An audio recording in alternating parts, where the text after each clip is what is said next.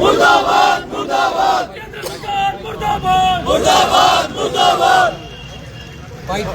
ये जो कल पहलगाम में अनंतनाग डिस्ट्रिक्ट के बीच ये जो हमारे हिंदू भाइयों पे टेररिस्ट अटैक हुआ है, मैं पूछता हूँ कौन है इसका जिम्मेवार।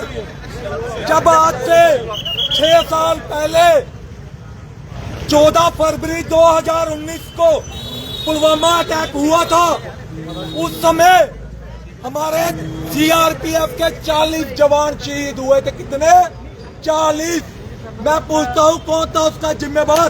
हमारी देश की एजेंसी रॉ कहाँ पे उस समय मरी हुई थी, जो कि 21 सितंबर 1968 में फाउंड की गई थी। कहाँ थे उनके सीनियर ऑफिसर्स जिनको इतना नहीं पता लगा उस समय कि देश के बीच में, जम्मू कश्मीर के बीच में बॉर्डर से 100-200 किलो आरडीएक्स कहाँ से आया। वो बात थी तब की, उस समय सर्जिकल स्ट्राइक हुई थी। मगर कल जो हमारे श्रीनगर के अंदर कहते थे, सेंट्रल गवर्नमेंट जो कहती थी कि हमने टूरिज्म बढ़ाया है, मैं पूछता हूँ ये टूरिज्म बढ़ाया आपने?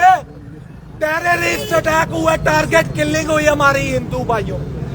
आज हमारा खून खोल रहा है। मैं अपने हमारे देश के honourable prime minister Narendra Modi ji से कहता हूँ, हम में भी भगत सिंह का खून दौड़ रहा है। अगर आपसे कुछ नहीं होता, हमारे हाथ में पड़ाइए, हम बॉर्डर पे जाएंगे, हम लड़ेंगे, हम मरने को तैयार है देश के लिए। जी जी जी रॉबिन।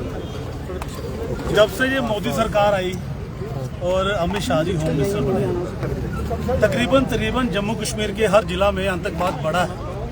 उसी के चलते जो कल अटैक हुआ और जिसमें हमारे बच्चे मारे गए, अभी न्यूली मैरिड जो कपल गया था पहलगाम में, उनको मारा गया।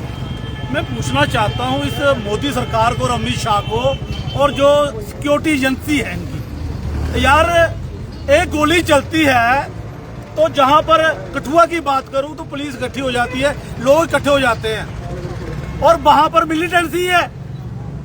और 3 दिन से वहां पर ना ही कोई पुलिस थी जब पुलवामा अटैक हुआ, और ना ही जहां पर कोई पुलिस थी, ना ही आर्मी की कोई वहां पर फोर्सेस थी। तो कहने का मतलब ये है, जैसे पुलवामा अटैक हुआ वैसे ही ये अटैक हुआ। जहां पर जो सत्यपाल मलिक जी थे, उन्होंने उन पर साफ इल्जाम लगाए कि उनको एयरलिफ्ट नहीं किया गया, और दोषी सरकार है। आज तक पुलवामा अटैक हुआ उसकी कोई इन्वेस्टिगेशन नहीं हुई, उरी अटैक हुआ उसको इन्वेस्टिगेशन नहीं हुई। जब कांग्रेस के लोग, जब आम लोग इनसे सवाल करते हैं तो ये बोलते हैं ये देशद्रोही है।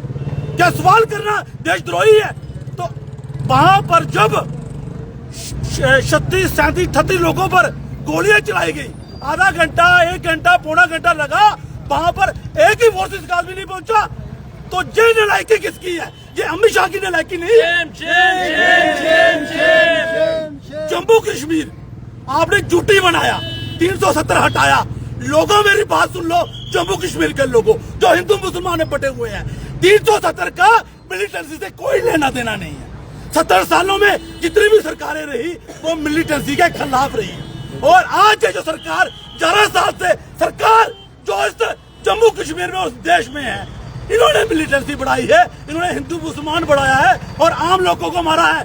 आम शहरी जो कश्मीर का आम शहरी है वो कभी नहीं चाहता है कि मिलिटेंसी वहां पर हो, क्योंकि लाखों करोड़ रुपया वहां पर आना था। और अप्रैल महीने में जो अटैक होना, एक तरफ से उन पर भी हमला है। तो मैं साफ शब्दों में ये कहना चाहता हूँ, लोगों को जागना चाहिए। और इतनी गुंडागर्दी होगी, हमारे पत्रकार भाई सवाल करते हैं, मैं कांग्रेस का हूँ, कांग्रेस की कोई गलती हुई है, पत्रकार भाई मेरे से सवाल कर सकता है, मैं उसका जवाब दूंगा। नहीं हो सकता जवाब तो मैं माफी मांगूंगा। यार इतनी गुंडागर्दी हुई, हमारे राकेश शर्मा जी, उन पर हमला किया गया। ये हमारा सोशल मीडिया, लोकल मीडिया यही तो है जो लोगों की आवाज उठाता है, और जो नेशनल मीडिया है वो तो बिक चुका है। और मैं ये कहना चाहता हूँ आपके चैनल के माध्यम से, इस तरह की गुंडागर्दी जो बीजेपी के लोगों की हम नहीं चलने देंगे। यार क्या हुआ, कभी किसी को मार दिया, कभी किसी को मार दिया। और मैं पुलिस प्रशासन से भी कहना चाहता हूँ, अगर आपने एक्शन नहीं लिया तो हम एसपी दफ्तर के बाहर बैठेंगे, जहां पर धरना लगाएंगे। जिन्होंने भी हाथ उठाया है उनको गिरफ्तार किया जाए। कठुआ मीडिया जिंदाबाद, कठुआ मीडिया जिंदाबाद, कठुआ मीडिया जिंदाबाद, कठुआ मीडिया जिंदाबाद। आज शहीदी चौक के अंदर